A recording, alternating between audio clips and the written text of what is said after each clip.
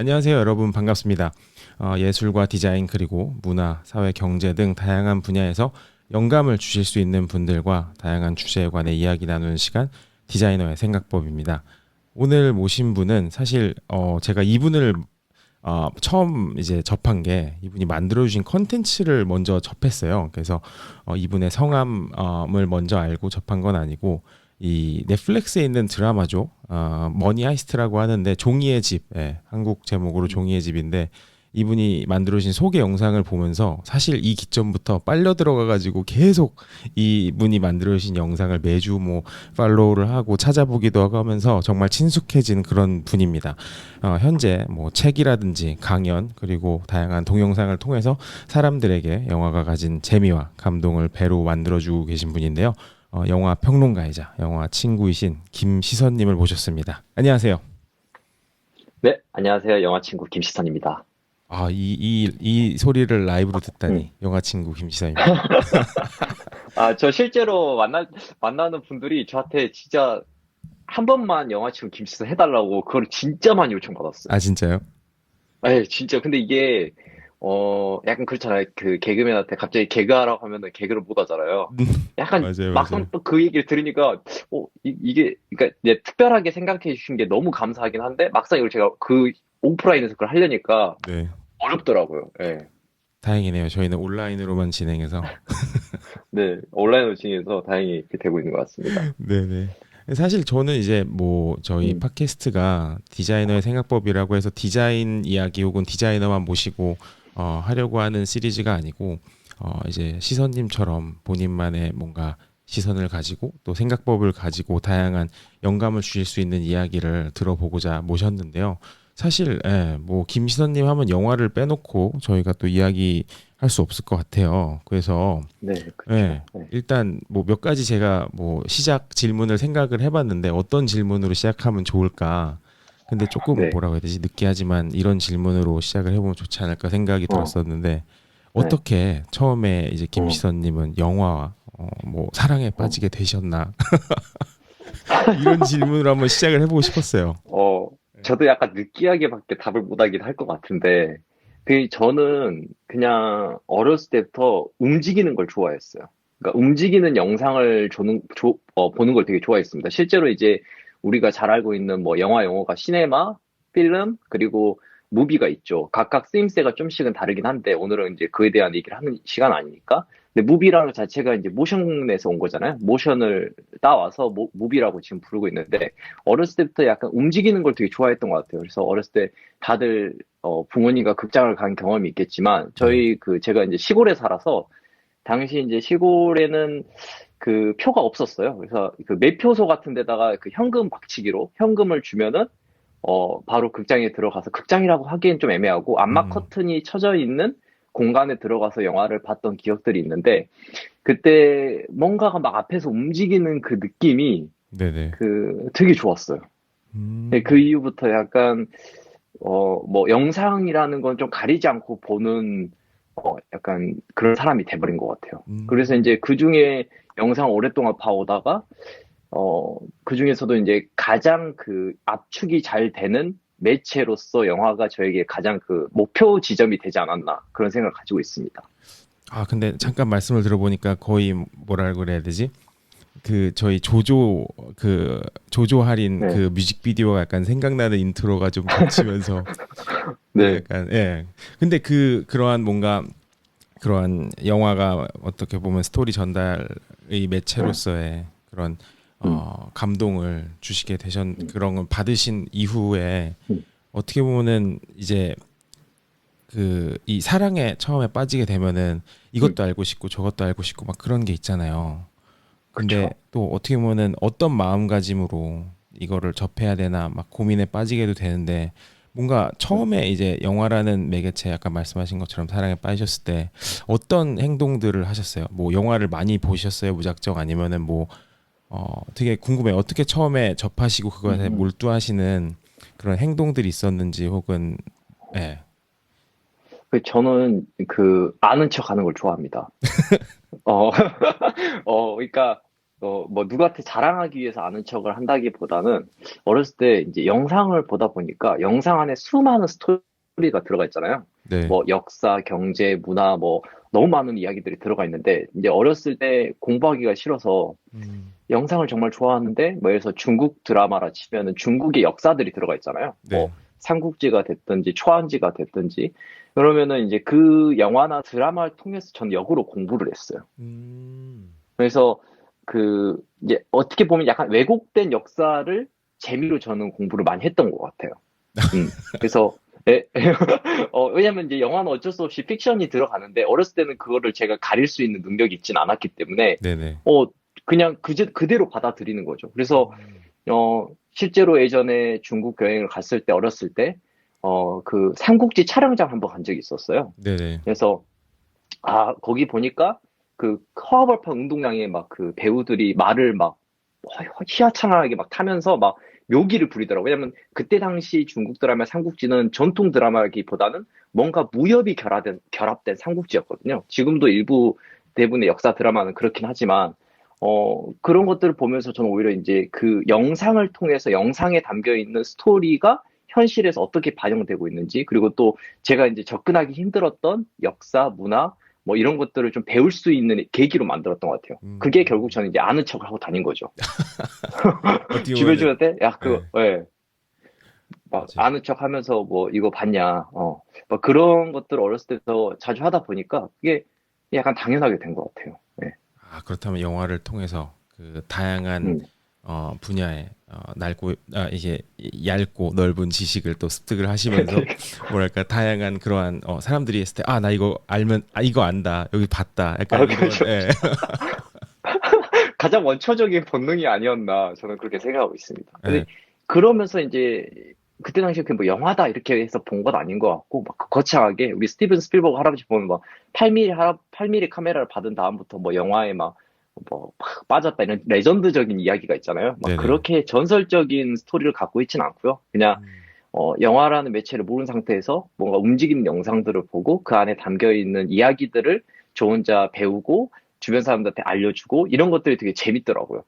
그러면서 이제 빠지게 된 것 같습니다. 아, 좋네요. 그리고 사실 영화라는 게 전달력이 워낙에 강해서 그 어떠한 뭐 감동을 전달해 주는 것도 있지만 실제로 그 영화에 담긴 다양한 사상이라든지 뭐 사실이 아닐 수도 있지만 어느 정도 역사적 배경이라든지 그런 전반적인 설명을 또 습득할 수 있는 좋은 매개체가 될 수 있는 건 확실한 것 같아요. 예. 그리고 네, 요즘 뭐 예를 들어서 다양한 뭐 사이파이 영화라든지 혹은 뭐 크리스토퍼 놀란의 이런 뭐 최근 나온 되게 어려운 네네, 영화들 있잖아요. 뭐 테넷부터 네네. 인터스텔라부터 근데 뭐 생전 처음 들어본 막 그 뭐 엔트로피 뭐 디스엔트로피 이런 거부터 막 공부하게 되는 그런 계기도 되고 예. 맞습니다. 뭔가 영역이 넓어지고 저는 그냥 뭐 영화라는 매체가 주는 그런 재미들이 있는 것 같아요. 그러니까 저희가 솔직히 말해서 말씀하신 것처럼 그런 용어들을 접할 기회가 많지 않잖아요. 네네. 근데 이런 영화를 통해서 관심을 갖고 그렇게 사고를 넓혀가는 좋은 도구를 쓸 수 있다는 게 저한테는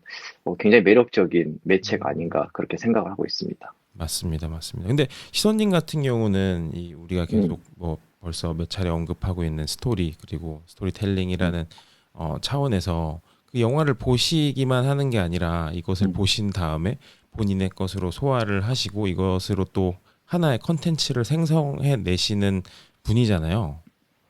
네네. 예. 근데 이 처음에 이제 사랑에 빠지시고 뭐 어떻게 보면은 음, 아는 척을 위해서 더 많은 영화를 관람을 하셨다고도 하셨는데 이 네. 생성을 어떻게 보면 나만의 이거를 바탕으로 나만의 컨텐츠를 만들게 된 계기는 뭐예요? 그냥 단순한데 이것도 사실 좋은 음식 먹으면 우리 좋은 거 먹으면 나눠 먹고 싶잖아요. 그쵸? 그리고 이제 혼자 음식을 먹을 때 모르는데 이렇게 가족들이랑 같이 밥을 먹다 혼자 음식 먹으면 뭔가 음식이 맛없잖아요. 네. 그래서 뭔가 제가 봤던 그 영화적인 경험들, 그 영화를 통해서 제가 느꼈던 그 아름다움을 같이 공유할수록 더 커지더라고요. 그래서 음.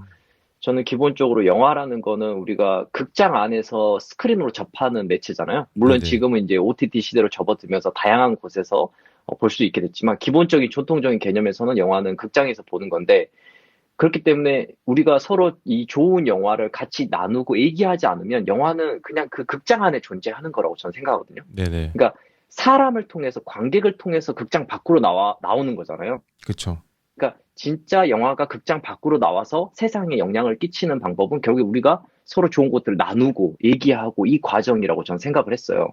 그래서 그거에 제가 좀 도움을 드릴 수 있는 그런 계기가 됐으면 좋겠다. 네. 그런 생각으로 시작한 것 같아요. 그러면 처음에 뭐 글이 됐든 아니면 뭐 영상이 됐든 어떤 매개체로든 그런 것을 만들게 되신 영화는 어떤 거였어요? 혹시 기억나세요? 그때 이 영상으로는 그 네. 제가 이제 시퀀스랑 쇼트랑 이런 개념에 대해서 처음 만들었던 영상이 유튜브 첫 영상이었고 음. 영화의 이론적인 부분이 첫 영상이었고요. 네. 글은 제가 기억이 잘 안 나요. 글하고 강연은 강의 같은 경우는 거의 강의는 제가 기억나는 건 오래전에 했던 건 그 이제 1985년에 영화사에서는 이제 처음 리메일 형제가 프랑스 한 카페에서 영화 상영을 시작했다는 걸로 이제 시작점이 되어 있으니까 네네. 그때부터 스탠리 큐브릭까지 이어지는 영화사 전체를 강의한 적은 있고요. 네. 그 외엔 그렇게 딱히 생각나진 않아요. 그냥 좋은 영화 있으면 계속 말하고 다니는 게 전부지 않을까 아, 생각합니다. 그러면은 뭔가 그 어떠한 영상으로 혹은 강연으로 나오기 전부터 계속해서 이제 네. 주변 분들에게 복음을 전파하시고 다니셨던 거군요. 그렇죠. 그런 것 같아요. 그냥 네. 뭔가 제가 좋은 거 봤는데 누군가 그거 봤는데 와 진짜 좋던데? 그래서 한번 같이 얘기해 보자 막 이러잖아요. 그러면 막 이게 뭔가 그 너무 좋은 거예요, 기분이. 음, 그리고 음. 제가 느꼈던 그 아름다움을 전할 때 이게 제일 웃긴 건데 이건 자뻑이죠, 어떻게 보면. 그 아름다움을 전할 때 제가 이렇게 털이 솟을 때가 가끔 있어요. 아, 순간 그 장면에 딱 몰입을 해가지고 네. 와, 이 장면 진짜 좋아하면서 막 설명하는데 상대도 와, 나도 그 똑같이 느꼈어 하는데 그때 막 같이 그 스파이더맨이 그 털 이렇게 쏟잖아요. 그쵸. 약간 그 느낌 받을 때가 제가 있어요. 약간. 아, 좋네요. 약간 좋네요. 그래서 그 쾌락이 좋아요. 네. 네. 뭔가 공감을 자아내는 혹은 함께 네. 깨달음을 만들어내는 그런 순간을 되게 그쵸. 좋아하시는 것 같네요. 네. 사실 어떻게 보면은 우리가 또 스토리를 만들어내고 또 공유를 하는 이유가 어떻게 보면 또 그런 공감을 자아내기 위함이 아니겠나 이런 생각도 들긴 하는데 네. 그러한 이런 공감을 자아내는 혹은 어떻게 보면은 나누고 싶은 그런 음, 컨텐츠들이 뭐 사실 뭐 예전부터 많이 쏟아져 나왔지만 요새도 엄청 쏟아져 나오잖아요. 그쵸. 근데 뭐 최근에 보신 영화 중에 음, 뭐 워낙에 많은 영화와 콘텐츠를 음. 접하시겠지만 내가 최근에 본 영화 중에 이거는 정말 내가 많은 사람에게 계속해서 얘기하고 다니고 싶다. 뭐 이런 게 혹시 있으셨어요? 최근에, 사실, 최근에 극장에서 많은 영화들이 상영을 못하는 상태가 됐기 때문에, 인상적으로 많이 기억에 남는 작품을 말하기는 어렵겠지만, 최근에 이제 제가 특별히 좀 다루기도 했었고, 사라진 시간에 대한 얘기를 좀 하고 다니는 것 같아요. 정진영 감독님의, 원래는 배우로 아주 유명한 배우님이시죠. 근데, 첫 그 감독 작품인 소리 없이였다. 사라진 시간이라는 사라진 작품을 좀, 시간이요? 네, 네, 많이 음, 얘기하고 다니고 있습니다. 내용이 뭐예요? 사라진 시간은 그냥 이제 어떤 한 비밀을 가진 부부가 있어요. 그러니까 어떤 한 비밀을 가진 부부가 시골에 와서 살면서 벌어지는데 어떤 일로 인해서 끔찍한 사고를 당하고 그로 인해서 벌어지는 이야기입니다. 근데 이제 이 부부에게 어떤 비밀이 있냐면 아내가 밤마다 누군가로 빙의가 돼요. 빙의가. 빙의가 돼서 약간 속된 말로 이제 좀 편하게 얘기하자면 약간 미친 사람이 된 것처럼 이제 정상적인 사람 입장에서 보자면 약간 이상한 사람, 미친 사람 이렇게 보일 수 있다는 거죠. 근데 네네. 그러다 보니까 이 부부가 평화롭게 살기 위해서 이제 시골로 내려온 거예요. 어떻게 보면 그 비밀을 간직한 채. 근데 이제 그 마을 동네에 있는 그 시골 사람들이 그걸 알면서 약간 그에 대한 두려움을 갖게 되면서 합의를 봅니다. 밤마다 어떤 한 책임자가 아내를 2층에 가두고 문을 닫아요. 혹시 모를 사태를 대비해서. 네. 그러면서 이제 이야기가 진행이 되는데, 그로 인해서 정말 상상하기 힘든 일들이 벌어지기 시작합니다. 네, 저 그런 이야기를 담고 있어요. 잠깐 들었는데 저 지금 그 해설 듣는 줄 알았어요. 딱 그 유튜브 키면 바로 바로 몰입이 되고. 네. 네. 근데 이제 이 영화의 아주 매력이면 여기서 매력이 끝났다면 네. 그게 뭐 특별한 이야기인가 싶을 수도 있겠죠. 그냥 뭐 약간 샤머니즘의 한 계열로 볼 수도 있는 거고 별로 이렇게 특별해 보이지 않는데 뭐 이게 뭐 그 정도인가? 이렇게 생각할 수 있어요. 예를 들어서 뭐 시골에서 어떤 이런 불미스러운 일에 대한 부분은 예전에 영화로도 한번 나왔었잖아요. 그런 어떤 네네. 시골에서 일어나는 일들? 뭐 그런 거의 한 계보 아닌가? 뭐 이렇게 생각할 수 있지만 이 음. 영화의 특이한 점은 영화가 시작되다가 중간 지점에 진짜 주인공이 등장합니다. 어? 진짜요? 그러니까 이 수역 부분은, 그러니까 이 부분은 어떻게 보면 주인공도 주인공이지만 진짜 주인공은 아니에요. 이 이야기가 진행되다가 중간 시점에 어떤 한 형사가 조진웅 배우가 연기한 박형구라는 형사가 등장하는데 이 형구라는 형사가 이 부부에 대한 조사를 해요. 그러면서 이제 이야기가 완전히 전환이 됩니다. 음. 네. 제가 재밌네요. 이제 스포가 될까봐 차마 네네. 정말 자세한 얘기는 할 수가 없어요. 근데 이 영화는 어떤 영화라고 여러분들이 좀 생각해 주면 보면 되냐면 우리는 타인에 대해서 다 안다고 생각하지만 모르는 경우가 거의 100%죠. 그쵸. 상호님도 그렇고 저도 그렇고 이렇게 열심히 재밌는 얘기를 하고 있지만 우리가 간직하고 있는 또 다른 우리 내부의 집이 있어요. 네네. 우리 마음 안에 집이 따로 있고 그 집 안에 들어갈 수 있는 건 나밖에 없죠. 음. 어. 그러니까 타인을 이해한다고 말하지만 그건 이해하는 척을 하는 거고 이해할 수 없는 건데 때론 대부분의 사람들은 마치 그 사람의 어떤 알려진 것만 가지고 그 사람을 비난하고 네. 멀리하고 멀리하고 그런 경우가 되게 많잖아요. 특히 그쵸. 요즘에 그런 일들이 많이 빈번하게 벌어지고 있고 그래서 뭐 중립기어를 박는다 요즘 그런 얘기가 나오잖아요. 그런 것처럼 타인에 대해서 너무 그 자세히 알지 못한 상태에서 함부로 말하는 게 있는데 이 영화를 통해서 내가 누군가가 간직하고 있는 누군가의 어떤 비밀을 이해하는 과정을 겪게 됩니다. 더 정확히 말하면 체험을 하게 돼요. 이 영화를 통해서. 어, 내가 누군가를 함부로 이해하고 판단하려 하는 것은 과연 옳은 것일까? 그에 대한 고민을 하게 만드는 영화예요. 그래서 아, 한 번쯤 참 보시면 좋겠고 대부분의 스토리라는 건 기승전결, 네. 뭐 서론, 본론, 결론, 기본적인 테두리에서 진행되지만 이 영화의 특이한 점은 중간에서 시작된다는 거죠. 음, 음, 재밌네요. 재밌네요. 뭔가 네, 그러한 스토리적인 면들, 뭐 연출적인 부분들도 있겠지만 그런 영화적인 플랫적인 부분에서도 되게 특이한 영화인 것 같은데 그 제가 네, 또 김시선님 인터뷰를 몇 편 최근에 찾아봤는데 이런 이야기가 네, 나오더라고요. 1년에 700편이나 되는 영화를 음, 보는 사람이다. 예? 그리고 거의 어, 밥 먹는 시간, 화장실 가는 시간 빼면 계속 영화를 본다 이렇게 말씀하셨는데 음, 사실 이렇게 그 김시선님께서 뭔가 눈에 걸리고 혹은 기억에 음, 남는 영화를 어떻게 네, 보면은 찾기란 또 쉽지 않을 것 같아요. 워낙에 또 많은 음, 작품을 계속해서 음, 보셔야 되는 어떻게 보면은 숙명을 또 타고나신 분이라서 음, 그러한 뭔가 시선님의 눈을 사로잡는 그러한 음. 뭐 어떠한 그 특징들이 있는 영화들이 있나요? 뭐 아, 가령 네. 예. 특징들, 어, 일단 저는 약간, 뭐라 해야 할까. 어떤 설명하지 못한 그러니까 전 결핍을 되게 좋아해요. 아침에 결핍 얘기했지만, 음. 어, 대다수 관객분들이 어떤 완성된 영화를 바라지만, 사실 저는 영화라는 건 제가 이제 수십 년 동안 보면서 느낀 점은 영화는 결국에 사람이 만든다는 것을 이해하는 과정이었어요. 네네. 그러니까 그 너무 당연한 일이 아닌가 싶긴 한데 그 당연히 영화관은 사람이 만드는 거죠. 근데 우린 간혹 그 영화가 사람이 만든다는 사실을 까먹는 것 같아요. 음, 그러니까 무슨 말이냐면 어 영화는 사람이 만들기 때문에 그 만든 사람의 취향이 들어가고 그 음, 만든 사람의 오류가 들어가요. 우리가 음, 봤을 때는 이거 이상하네 왜 굳이 이렇게 하지 하는 건데 그 사람 입장에서는 그게 꼭 들어가야만 될 이유가 있을 가능성이 높아요. 음, 그 감독 입장에서는. 음. 저는 그 사람의 그 어떤 오류 또는 그 사람만 가지고 있는 결핍 이것을 영화를 통해서 이해하는 과정이라고 생각을 했고 그것을 발견할 때 저는 이제 기분이 좋아요. 아, 좀 무슨 어, 말인지 알 것 일, 같아요. 예, 약간 이를테면 예. 예전에 이제 말씀하세요. 예전에 그 누구 감독이라고 말씀 못 드리겠어요. 감독님한테 제가 그 허락을 못 받았기 때문에 어떤 특정 감독님이 영화 속에서 그 빨간색 그 물건이 자주 등장을 했었어요. 네. 그래서 제가 감독님한테 여쭤봤죠. 어, 색깔을 빨간색을 좋아하시나 봐요. 그러니까 자기가 정말 빨간색을 좋아한다는 거예요. 음, 멜로 영화를 좋아하는데 빨간색을 좋아한대.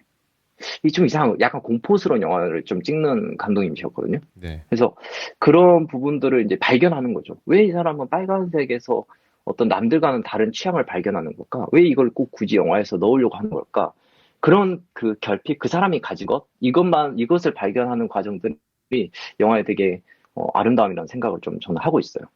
음. 그러니까 그리고 시선님은 약, 어떻게 보면은 그 되게 대량 생산을 위해서 공장에서 찍어내는 제품들보다 뭔가 어떻게 보면 인간미가 느껴지는 핸드메이드인 그러한 것들에서 보여지는 뭐 오류가 될 수도 있겠고, 혹은 특징이 될 네. 수가 있겠고, 혹은 스토리가 될 수도 있겠고, 이런 거를 또 발견하는 것들을 되게 좋아하시는 것 같아요. 들어보니까. 아, 맞아요. 네. 그게, 그러니까 저는 영화를 볼 때, 영화를 보는 게 아니라 그 영화를 만든 사람을 이해하는 과정인 것 같아요. 음, 네. 그래서, 그리고 이제 약간의 오류를 수정하자면 제가 이제 700편이라고 쓰긴 했는데, 네. 사실 그 정확한 수치는 아니고, 제가 이게 뭘 적긴 적어야 되는데, 그 숫자를 적어야 정확하게 전달이 될 것 같아서 적긴 적어야 되겠는데, 하루에 제가 몇 편 보는지를 잘 모르겠는 거예요. 왜냐면은 음, 기본적으로 요즘에는 영화가 있고 드라마가 있는데 드라마 오리지널 시리즈들이 되게 많아지고 있잖아요. 근데 그렇죠. 그 오리지널 시리즈에 참여한 사람들이 감독인 경우가 되게 요즘 많아지고 있어요. 우리가 아는 영화 감독인 경우가 많아지고 있고 그러다 보니까 이제 하루에 보는 편수가 뭐 8편일 때도 있고 네. 뭐 두세 편일 때도 있고 뭐 다섯 편일 때도 있고 이래서 그냥 대충 한 네 편 정도는 보는 것 같다 싶어서 이제 그렇게 했습니다. 네, 대략적으로 통계를 내신 거네요. 네네네. 네. 그렇게 해서 했어요. 네. 그리고 뭐 사실 요새는 말씀하신 것처럼 그런 오리지널 시리즈부터 요새는 뭐 음. 넷플릭스나 이런 뭐 데서 나오면 시즌 통째로 나오고 이러잖아요. 네. 그러니까 뭐 몇 편을 본다라는 기준을 잡기가 확실히 좀 쉽지는 않을 것 같아요. 맞습니다. 그래서, 그거 뭐 근데 크게, 예. 네. 말씀하세요. 아니요, 말씀하셔도 될 것 같아요. 네. 아니 저는 사실 그 방금 넷플릭스 네. 얘기도 잠깐 뭐 하긴 했지만 단어로 언급하긴 했지만 이런 부분도 좀 궁금하긴 했어요. 그러니까 그 영화 평론가의 시점으로 그러니까 시각으로 바라봤을 때 요즘 최근 몇 년 사이에 엄청나게 바뀌었잖아요. 많은 뭐 네네. 영화판이라든지 그러니까 음, 영화를 제작하시는 분들도 그렇고 그것을 소화하는 관객들도 그렇고 소비하는 관객들도 그렇고 음, 이게 소비를 만들고 소비하는 방식이 워낙에 많이 달라졌는데 그런 네. 측면에서 봤을 때 시선님이 느끼시기에 어떤 부분이 또 좀 어떻게 보면은 이런 부분은 좀 긍정적으로 변한 그러니까 컨텐츠적인 음, 측면에서 좀 네. 부분이 있고 혹은 이런 부분은 음, 또 좀 이제 빨리 코비드가 끝나고 이게 좀 더 원래 원상태로 복귀돼야 되지 않을까 하는 아쉬움이 있는 지점들이 있는지도 음. 사실 궁금하긴 했거든요. 왜냐면 그 네네. 워낙에 또 OTT 이야기도 많이 나오고 있고 근데 네네네. 또 영화관에서만 줄 수 있는 그러한 뭐 절대적인 음, 장점들도 여전히 존재하잖아요. 그것을 많은 네네. 사람들이 또 여전히 그리워하기도 하고 그래서 현재 음, 상황에서 시선님이 예. 바라보시기에 뭔가 이 현재 나오고 있는 다양한 컨텐츠들이 이런 부분이 좀 결핍이 있는 부분이 있는 것 같다 혹은 이런 점은 좋은 것 같다 음. 이런 게 있을지 좀 궁금했거든요. 일단은 뭐, 이 장단점이 다 있을 것 같고, 그 포지션에 따라서 자기가 놓여 있는 포지션에 따라서 굉장히 다른 것 같아요. 근데 다만 저는 아무래도, 산업에 종사하시는 분들도 많이 만나고, 뭐, 당연히 그분들의 입장과 너무 제가 사랑하는 분들이지만, 창작자이기 때문에. 저는 어쨌든 관객의 입장에 더 포지션이 있는 사람인 것 같아요. 그래서 관객의 입장에서 이 OTT가 생김으로 해서 좋은 점은 다양한 영화를 볼 수 있다는 거죠. 그러면 이제 또 이렇게 생각할 수 있어요. 잠깐만, 우리가 뭐 영화를 뭐 그러면 뭐 하나만 봤나?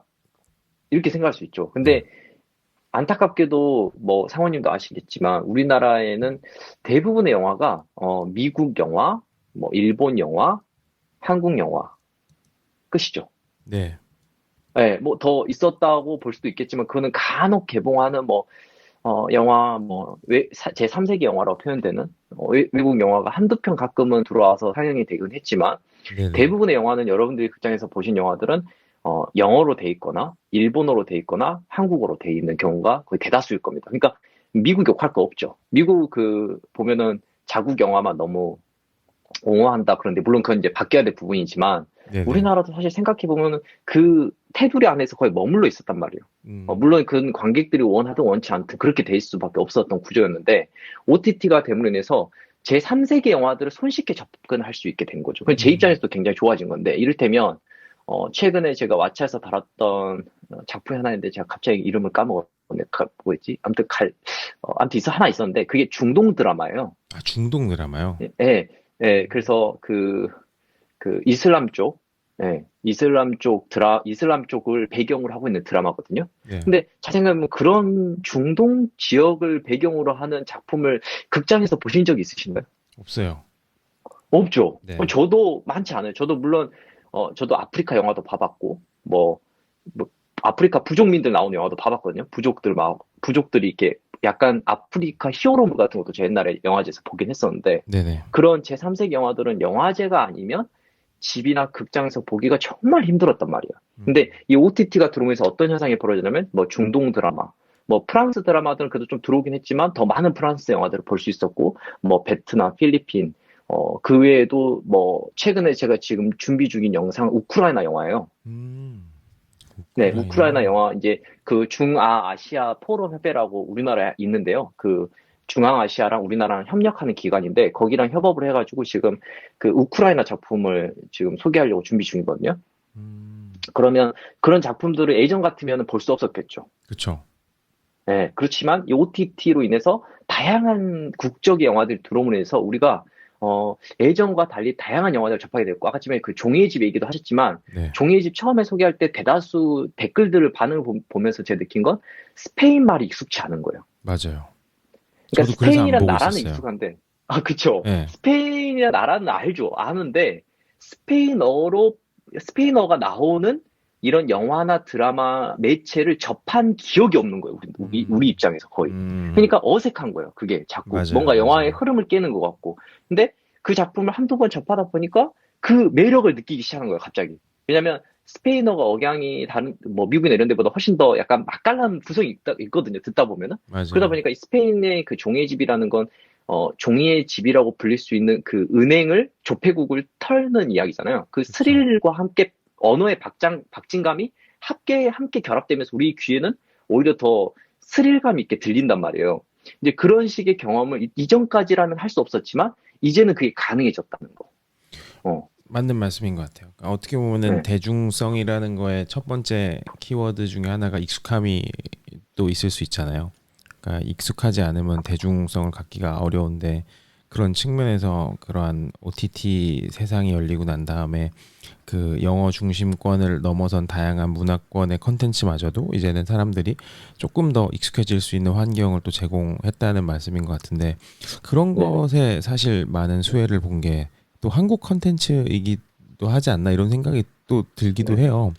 그러니까 정말 네, 많은 뭐 제 주변 친구들도 미국 친구들도 그 한국 컨텐츠에 대해서 엄청 관심이 많았는데 음, 그 아예 뭐 이제 본격적으로 넷플릭스를 많이 파서 보는 친구들 같은 경우는 뭐 K 드라마라든지 음, 뭐 K 무비 엄청 많거든요 넷플릭스에 그거에 완전 네네. 뭐 탐닉해서 보는 친구들도 점점 나오는 것처럼 확실히 음, 예, 그런 측면은 있는 것 같아요. 뭐 영화적인 문화적인 또 저변이 넓어지는. 음. 저는 그 관객들에게 선택의 민주화가 이루어지고 있는 과정인 것 같아요. 그렇죠. 사실 우리는 어쨌든 간에 여러 루트를 통해서 본의 아니게 필터가 된 작품들을 볼 수밖에 없던 상황이었거든요. 네, 근데 이제는, 물론 이제 OTT도 결국에 필터가 일어나긴 하죠. 왜냐면 그 나라마다 볼 수 있는 작품이 다르기 때문에. 음. 하지만, 예전보다 훨씬 더 그 선택권이 넓어졌죠. 우리에게 아 있어서. 그럼요, 맞아요, 네. 네, 그래서 맞아요. 그런 점들은 굉장히 너무 유익한 게 아닌가. 그래서 음, 뭐 다른 나라 문화를 이야기 아까 전에 제가 말씀드렸다시피 저 어렸을 때 그 작품을 통해서 무언가를 탐구하고 배웠듯이 음, 어쩌면 우리나라 어린이 친구들 중에서 나는 중동의 문화를 이해해서 우리나라 사람들에게 뭔가를 알리고 싶어. 이런 꿈을 가진 아이가 있을 수도 있잖아요. 그런 맞아요. 아이에게 있어서 이런 작품은 정말 희귀한 자료가 될 수 있단 말이죠. 그러니까 그런 어, 환경이 지금 만들어지고 있다는 건 정말 OTT의 긍정적인 면이라고 생각합니다. 네. 음, 물론 이제 네. 네, 부정적인 말씀하세요. 면도 있죠. 네, 앞서 얘기했지만은, 이제, 어쨌든, 그, 극장을 중심으로 했을 때의 영화의 투자 금액과 네, OTT를 중심으로 했을 때 투자 금액은 완전히 다르거든요. 네, 그쵸. 왜냐면, 당연히 생각해봐도, 그냥 우리가 간단히 생각해봐도, 극장에서 관객을 통해서 벌어들인 수익 플러스, 음, 다운로드, OTT, 이런 수익이 플러스가 되는 게 아니라, 네, OTT라는 수익을 그것을 먼저 베이직으로 두고 영화를 만들게 되면 아무래도 앞에 그 극장 상영으로 얻을 수 있는 수익이 없어지는 거기 때문에 맞아요. 이제 영화가 우리가 생각하는 대형 영화들이 나오기 되게 힘든 구조가 될 수 있다는 거. 그런 부분들이 안타까운 측면이 될 수 있겠죠. 근데 저는 전반적으로 앞으로 이건 배급에 대한 부분인데, 음, 이건 제 상상입니다. 어디까지 상상인데, 앞으로는 전략이 되게 다양해질 것 같아요. 네네, 무슨 말이냐면, 예전 같으면 극장에 당연히 상영을 하고, 그 다음에 OTT로 넘어가거나 다운로드 넘어갔다면, 이제는 이 영화의 특성이 어디에 맞을까를 고민할 것 같아요. 이를테면 이런 거죠. 살아있다라는 영화가 있는데, 살아있다는 영화를 극장에서 상영하고, 그 다음에 OTT로 넘어갔잖아요. 넷플릭스로. 그리고 넷플릭스 네, 넘어간 다음에 해외에서 좀 반응이 좋았어요. 그쵸. 우리나라에서는 극장 상영을 했기 때문에 반응이 안 좋았고요. 네, 이게 왜 그럴까? 물론 이제 나라의 문화의 차이도 있겠죠. 하지만 결국에는 그 영화를 보는 플랫폼의 차이도 분명히 있을 것 같아요. 극장이라는 플랫폼과 OTT라는 플랫폼이 다르겠죠. 그 말은 무슨 말이냐면 어떤 영화는 극장보다는 먼저 OTT라는 플랫폼에서 상영을 하고 그 반응을 가지고 극장에서 추가 상영을 할 수도 있다는 거죠. 맞아요, 맞아요. 그러니까 그 영화의 특성을 살린 배급의 전략이 좀 달라질 수도 있겠다라는 생각을 좀 가지고 있습니다. 그래서 나중에는 어떤 영화들은 예전에 그 옥자 상영할 때만 해도 당연히 영화에서 상영해야지 넷플릭스에 만들어진 영화가 영화야? 이렇게 생각했던 시점이 있었거든요. 그때. 네, 근데 지금은 이제 넷플릭스 영화를 극장에서 틀죠.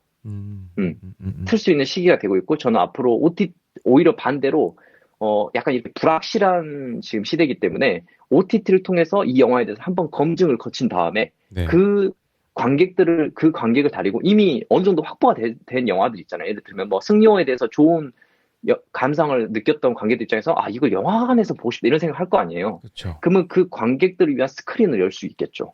음, 이미 데이터가 나와 있기 때문에 과도한 지출을 하지 않은 선에서 스크린을 열 수 있을 거라고 저는 생각하거든요. 네, 그런 식으로 약간 다양한 변모가 이루어지지 않을까 저는 생각하고 있습니다. 맞아요. 음, 확실히 그런 어떻게 보면 이제 그 채널이 일방향으로 이제 스텝이 이제 한 방향으로만 진행되는 그 채널이 아니잖아요. 더 이상 뭐 네, 다양한 채널이 있고 다양한 옵션이 있는 만큼 이게 무조건 영화관을 거쳐야 된다라는 상식은 뭐 음, 이 코비드 시대를 지난 다음에도 여전히 유효할 것 같고 네, 그리고 극장 같은 경우는 되게 많은 부분 또 바뀌어야 될 것 같아요.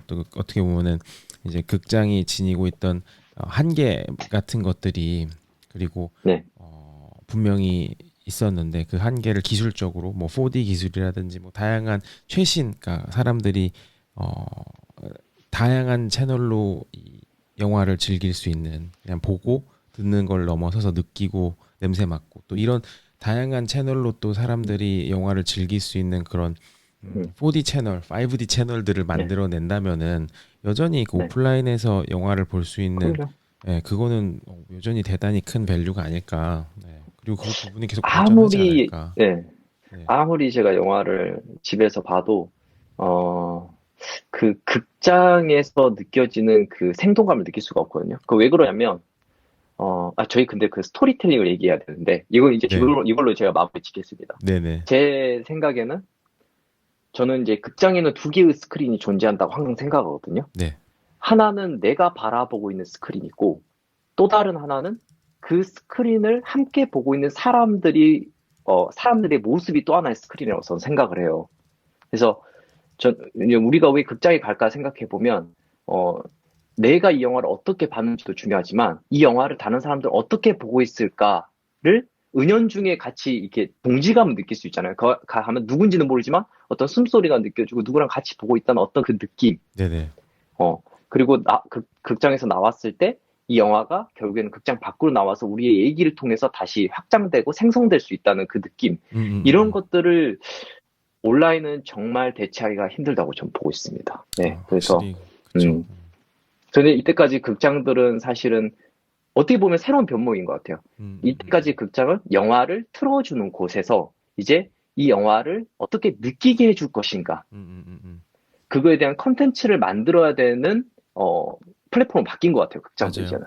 그러니까 네, 단순하게 C 이제 보다에서 experience로 바뀐 거죠. 확실하게. 네. 네, 맞는 것 같습니다. 스토리텔링 얘기를 해야 되는데. 아유, 네. 네, 아무튼 그렇습니다. 네네. 아, 괜찮습니다. 아니, 스토리텔링 뭐 네, 얘기 계속 저희 나누고 있는데요. 뭐 네, 사실 네, 그 스토리텔링 측면에서 요새 네. 한국 영화들이 되게 강점을 또 많이 나타내고 있는 것 같아요. 저는 참 아, 그 네, 부분도 너무 재미난 게 그 네, 한국의 이제 작가분들, 영화 감독분들이 만들어낸 이야기들이 전 세계적으로 또 히트를 치는 경우가 많이 나오고 있잖아요. 그러니까 뭐 네, 네, 가령 뭐 기생충이 대표적인 거죠. 예, 한국 네, 감독부터 한국 모든 분들이 이제 스태프가 음, 메인 다 한국 분들이 만들으셨는데 결국에는 이제 최고의 영화 쪽으로 가장 최고의 금자탑을 또 쌓은 영화기도 하고 단순히 한국 영화를 넘어서서 그러니까 그런 네. 거 보면은 한국의 스토리텔링이 전 세계적으로 먹히는 것도 되게 제가 볼 땐 되게 자랑스럽기도 하고 되게 흥미로운 현상인 것 같아요. 뭔가 네. 이 부분에 대해서 혹시 어떻게 생각하세요? 한국 되게 소재도 그렇고 이야기도 그렇고 전개도 되게 음, 한국적인데 해외에서 먹히는 이 스토리텔링 한국식 음. 이거에 대해서 혹시 어떻게 생각하세요? 그 사실 그게 막 깊게 들어가면은 다양한 얘기를 진짜 해야 될 것 같은데 이를테면 뭐 깊게 그냥 간단히 얘기하면 뭐 한국은 사실 다른 나라에 비해서는 이렇게 점프가 된 나라잖아요. 시대적인 점프가 일어났잖아요. 네네. 그 과거에서 현재로 오는데 굉장히 빠른 산업화가 이루어졌고 그러다 보니까 그 중간에 민주화 과정이나 이런 것들이 좀 압축됐고 이런 여러 가지 변모들이 되게 많았잖아요. 그러한 그 역동성이 결국에는 어, 뭐 전 세계 어느 나라가 겪는 그런 그 역사적인 배경에서 이렇게 맞닥뜨려지는 부분들이 있다고 생각하거든요. 음, 그래서 그것이 이제 분명히 저는 작용도 했을 것 같고, 근데 이제 그건 이제 깊게 들어가야 되니까 짧게 결국에 생각하면 저는 우리나라가 결국 영화를 많이 보는 나라 중에 하나잖아요. 그쵸. 예. 그리고 제가 만나는 창작자들을 만나 보면 정말 이분들이 우리가 생각하는 것 이상으로 영화에 대한 지식과 영화를 좋아하고 많이 보는 것에 대한 그 레파토리가 되게 많단 말이에요. 근데 음, 그거를 단지 시도할 수 있는 모멘텀을 만들어주기가 힘들었다고 저는 생각해요. 이를테면, 뭐, 킹덤이 됐든, 이런 네. 작품들이 우리나라에서 뭐 그런 영화 같아. 뭐 좀비 영화 같아.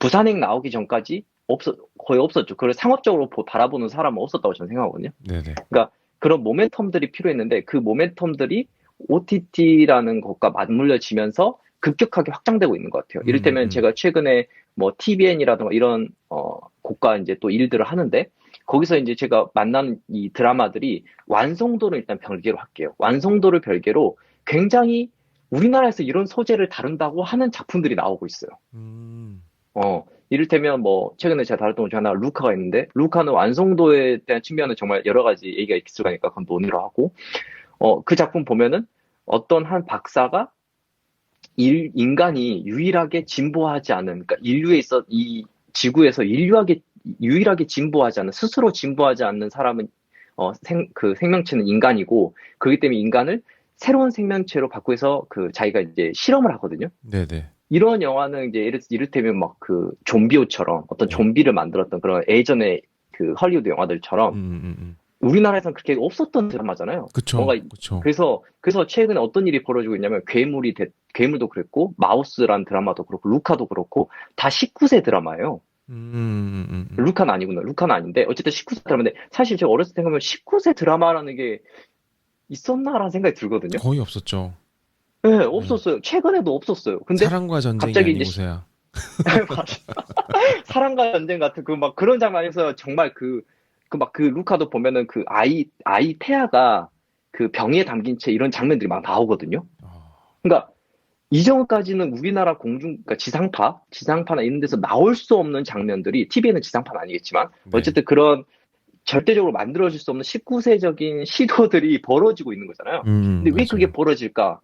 지금 이게 지금 모멘텀이 생긴 거라고 생각해요. 이게 먹히는구나. 이게 되는구나. 음. 그래서 투자가 과감하게 이루어질 수 있는 모멘텀이 과거보다 있었다고 생각합니다. 그러니까 저는 뭐 과거에는 실력이 없었다가 갑자기 한국 그 뭐 창작자들 실력이 있었다. 저는 그렇게 생각하지 않고요. 네네. 과거에도 정말 좋은 실력을 가진 감독님들, 실력을 가진 분들이 계셨는데 다만 에이 그 되겠어 한국에서 이랬던 그 분들이 이제 생각이 이거 되겠는데? 라는 생각으로 바뀌면서 그 음. 바뀌는데 촉진을 일으킨 건 OTT였고 이제 사례들이 생기다 보니까 결국에 그것이 이제 지금 전반적으로 확장이 일어났고 그게 이제 외국에서 사랑을 받고 있는 건데 그 사랑을 받고 있는 건 예전에도 사랑을 받을 수 있었는데 네네. 다만 지금 이제 퍼져나가는 것 같아요. 음. 음. 뭔가 응축된 이를테면 에너지가 음, 있었는데 이제서 이 네, 폭발을 하는 화라산처럼. 네. 네. 음. 뭐, 그러니까 이제 알아본 거죠, 이제. 이제 그 한국의 국뽕 맛을 본 거죠. 맞아요, 맞아요. 그렇기 때문에 어쨌든 저는 그리고 이제 우리나라 그 영화를 많이 봤던 얘기를 하자면은 많이 본 거 얘기하면 킹덤은 봐도 단순히 저는 좀비 드라마라고 보지 않았거든요. 왜냐면 뭐 좀비 역사를 우리 밑에 계신 영화 친구분들 너무 다 잘 아시고 계시지만 조지 로메로가 영화로 만들면서 원래 연극으로 시작했던 좀비라고 그때는 말하기가 좀 어렵고 뭔가 죽은 시체가 살아나는 주술로 인해서 살아나는 그 연극적인 이야기가 조지 로메로가 영화로 탈바꿈을 시킨 거잖아요. 네. 그런 어떤 영어 그 좀비라는 장르 뭐 아니면 뭐 그 할로윈처럼 그런 뭐 슬러시 무비들라든가 이런 어떤 장르적인 요소들을 이때까지 우리나라가 굉장히 그 창작자들이 숙성 과정을 거치고 있었다고 생각해요. 그래서 음. 단지 그것을 그 이해된 장르의 배경을 가지고 조선이라는 배경에다가 녹인 거죠, 그냥. 음. 어. 그래서 그런 것들로 인해서 이게 더 확장이 잘 일어나고 있는 게 아닌가 저는 생각하고 있습니다. 저도 많이 결국에, 동감해요. 예. 음. 그러니까 이제 제일 저는 이거를 예시를 들면 영리한 게 뭐냐면 봉준호 감독이 그 시상대에 갔을 때도 막 하는 말이 뭐 텍사스 전기톱으로 이 상을 나눠서 이 트로피를 나눠서 주고 싶다 이런 멘트도 너희들의 문화에 대해서 난 이미 다 알고 있어 이거잖아요. 너희들이 좋아하는 그쵸. 영화 나도 다 좋아하고 알고 있어. 그쵸. 그게 다 그게 됐던 거야. 저 영양분이 됐던 거야. 그리고 뭐, 프랑스에 가서는 클로드 샤브로 음. 얘기하면서 사실 그 기생충의 마지막 그 오페라가 이제 울려 퍼지면 성악가가 울려 퍼지면서 이제 어떤 사건이 벌어지잖아요. 끔찍한 네네. 사건이. 그거는 사실 이제 클로드 샤브로의 의식이란 영화에서 우리가 찾아볼 수 있는 장면인데, 그럼 클로드 샤브로를 내가 좋아해. 딱 던져버리니까 그 사람 입장에서는 야, 원더풀. 음. 야, 이 사람, 우리 프랑스 영화 진짜 영향을 많이 받아서 잘 녹여냈구나. 네네. 이런 생각 딱 하는 거잖아요. 그러니까 결국에는 우리 한국의 그 많은 이 영화 덕후라 해야 될까요? 이 영화를 좋아하는 사람들이 가지고 있는 이 영화의 레퍼런스가 한국이라는 배경이 얹어지고 그것에 대해서 이제 이건 뭐 통한다고 생각하는 투자자들과 이런 돈을 가진 분들이 거기다 돈을 밀어 넣어주면서 이게 확장된 거라고 저는 생각을 하고 있어요. 음, 맞아요, 맞아요. 그리고 음, 사실 그런 응축된 에너지 그리고 어떻게 음, 보면은 다양한 그러한 뭐 이제 서양에서 만들어졌었던 뭐 영화에 대한 뭐 티어리티컬한 부분부터 그러한 다양한 우리가 사실 뭐 80년대, 90년대, 뭐 2000년대를 지나면서 너무나도 많은 습득의 과정이 있었잖아요. 네. 한국에는 뭐 영화뿐만 아니라 다양한 뭐 예술 디자인 음, 분야에서도 이런데 사실 그와 좀 일맥상통하는 얘기가 예전에 뭐 제가 정확하게 기억은 나지 음, 않는데 그 슬라브의 지젝이라고 그 네네. 뭐 어떻게 보면 이 시대 가장 대중적인 철학자라는 이제 닉네임을 가지고 계신 분이 이런 말을 했던 네. 게 대충 기억나는데 정확한 음, 쿼테이션은 아닐 수 있으니까 너무 욕하지 말아주세요. 그러니까 이분이 이런 말을 했던 것 같아요. 그러니까 사우스 코리아 이게 한국이 이 21세기의 진정한 유토피아 세계라는 얘기를 하더라고요. 음, 왜냐하면 이제 2차 네. 세계대전 때 모든 것이 폐허가 된 공간에서 음, 콘크리트 부터 시작해서 모든 거를 다시 음, 세웠던 어떻게 보면은 음, 우리가 이제 지금 추구하는 모든 이상향의 그런 집합체다. 그런 문화적인 음, 부분부터 그런 측면에서 우리가 이제 8, 90년대, 2000년대를 음, 지나가면서 그러한 많은 문화적인 습득과 그러한 융합이 서울에서 또 음, 그러니까 서울뿐만 아니라 한국에서 또 음, 벌어졌던 게 아닌가. 그래서 그런 힘이 음. 또 나오는 그런 게 아닌가라는 생각에 쓱 스치는 게 좀 있네요. 예. 그렇죠. 저희 뭐, 그 앞에서 제가 살짝 이제 깊게는 못 들어왔지만, 그 한국 역사적으로 보면 우리나라는 전쟁 영화도 찍어도 되고, 음, 음, 음, 서부극도 음. 가져올 수 있어요. 왜냐면은 서울이 개발되는 거 보면 완전 서부극이거든요. 허허벌판에. 아파트 올리잖아요. 네. 그러니까 그런 어떤 서부극, 뭐 전쟁, 저희 다 경험해봤기, 저희는 뭐, 우리나라 국민들은 그런 걸 되게 그 판타스틱한, 여러 가지 과정들을 겪다 보니까 다양한 이야기를 녹여낼 수 있는 어떤 역사적인 그 백그라운드가 있는 것 같아요. 네. 그래서 그게 결국에 말씀하셨던, 슬라버 지적의 그런 것들과도 연결이 되지 않나, 네. 그런 생각을 합니다. 네, 맞습니다. 사실 뭐 저희가 또 되게 가볍게 혹은 어떻게 보면 좀 로맨틱하거나 느끼하게 저희 영화에 어떻게 사랑에 빠지게 되셨는가부터 이야기를 그게 제일 시작했는데, 중요하지 않나요? 네? 네. 뭐라고요? 그게 제일 중요하죠. 뭐, 사랑에 가장 빠지는 게 제일 중요하죠. 중요하죠. 네, 아, 맞아요, 네. 맞아요. 그래서 사실 그 이야기부터 뭐 어떻게 해서 어떠한 과정, 그러니까 어떠한 뭐 어떻게 보면은 시선님만의 좋은 영화 혹은 시선님의 눈에 들어오는 영화에 대한 이야기도 음, 간략하게 했었고, 또 어떻게 보면 음, 또 딥하게 들어가서 또 지금 철학적인 이야기까지 벌써 이야기를 하고 있는데, 저희 이야기를 한 네. 지가 거의 한 50분이 됐어요. 이렇게 얘기한 게 아, 정말 네네. 시간 진짜 네. 빠른 것 같아요. 그래서 일단 네. 간략하게 공지를 살짝만 드리고 저희 계속 진행을 해보면 좋을 것 같은데, 저희 앞으로 네. 한 10분에서 15분 정도만 저랑 시선님이 음, 둘이 더 대화를 나누고, 그 이후에는 이제 손 드실 수 있는 기능을 제가 열어서 같이 참여형으로 질문이 있으신 분들을 한 분씩 제가 올려서 질문 혹은 공유해 주실 화두를 같이 공유하도록 할 테니까요. 제가 그때가 되면은 다시 한번 공지를 드리고 손 드실 수 있는 기능을 제가 열도록 하겠습니다. 네. 시선님 계속 저희 이어 네. 나가시죠. 네. 아, 좋습니다. 네네. 네, 좋습니다. 아주. 근데 저는 사실 시선님 그 컨텐츠들 볼 때마다 이런 게 너무 좋았어요. 그러니까 음, 단순하게 이 영화는 줄거리가 이렇게 되고 누가 만들었고 이런 얘기를 하시는 게 아니라, 뭔가 어떨 네. 때는 화두를 던지면서 시작을 하기도 하시고, 그리고 또 어떨 때는 영화 내용 다 얘기한 다음에 그 본인의 그 감상 음, 혹은 본인의 시선에 따른 이러한 음, 뭐 독후감 비슷하게 이런 얘기를 또 네. 해주시는 경우들도 있는데, 그 네. 어떠한 그러한 컨텐츠를 이제 보시고 음, 소화하신 다음에 만들어내는 본인만의 음. 프로세스나 혹은 그런 특징이 있어요? 본인만의 이제 컨텐츠 크리에이터로서의 뭐 강점이라고 해야 되나? 그런 게 있으세요, 혹시? 음, 특징? 사실 저는 이제 그 유튜브의 알고리즘을 정확하게 파악을 하려고 노력해서 창작을 하는 것 같고요. 네네. 근데 그런 것 그게 같아요. 뭔가요? 결국에 저도 좀 그거는 알려주세요, 근데. 뭐 결국에는 많은 분들이 이제 그 영상을 벗어나지 않고 음, 오랫동안 볼 수 있게 만드는 작법이겠죠. 어떻게 보면. 네. 음, 그 시나리오 작법하고 약간 비슷합니다. 네. 근데 그건 뭐 나중에 좀 얘기를 드리고, 일단은 중요한 거는 저는 그런 것 같아요. 영화를 볼 때 제가 앞에 느꼈던 이 영화에서 왜 그랬을까? 네, 굳이 감독이 왜 이런 선택을 하는 거지? 네네. 어, 그거에 대한 부분이 떠올랐을 때, 음, 그거를 말하고 싶고, 그거를 같이 공유하고, 또는 어떻게 생각하는지 궁금하고, 네네. 그거를 던지기 위해서, 어, 앞에 이야기들을 하는 거예요, 그냥. 아, 네, 간단히 얘기하죠. 그래서 어떤 네네네. 영상 보면은, 제가 기억이 안 나요. 뭐, 마인드헌터 같은 것만 봐도, 막 네네. 영상이 한 40분, 45분 되는데, 15분 정도가 줄거리 정도 제가 설명을 살짝 해드리고, 30분 가까이가 거의 제 얘기입니다. 아, 그만큼 이제 어, 그런 부분에서 또 하실 말씀이 되게 많으셨던 것 네. 같아요. 네, 네. 사실 뭐 마인드허터 같은 경우는 자료 조사도 하고 영상을 최종적으로 처음 시작해서 만들기까지 한 달 정도 걸린 것 같아요. 아, 진짜요? 왜냐면 왜냐면 마인드헌터에 실존하는 등장하는 인물들이 있잖아요. 그 네네, 맞아요. 등장하는 인물들을 조사하는 과정, 음, 음, 그리고 음, 제가 마인드헌터라는 이 작품이 어떻게 감독이 연출했고, 어떤 부분은 어떻게 사람들한테 앵글이나 뭐, 포인트를 주기 위해서 클로즈업 어떻게 주고, 이런 부분도 같이 설명하고 싶었고, 네네. 그러다 보니까 이제 녹음만 그때, 오디오 녹음을 1시간 한 20분 했던 것 같아요. 음, 왜냐면 이게 아마 2시간 가까이 했을 거예요. 왜냐면은 40분짜리 영상의 오디오가 나오려면 보통 그래서 네네. 편집을 과정을 거치면 원래 본 오디오는 거의 한 50분에서 55분이 나온다고 봐야죠. 그쵸. 근데, 근데 55분을 그냥 제가 녹음한 대로 그게 끝이 아니라 그 중간중간에 제가 혹시 말 실수를 했거나 아니면 뭔가 이렇게 말하다 보면은 입이 풀리거든요. 한 20분짜리 이상 녹음하면은 이 턱이 아파요.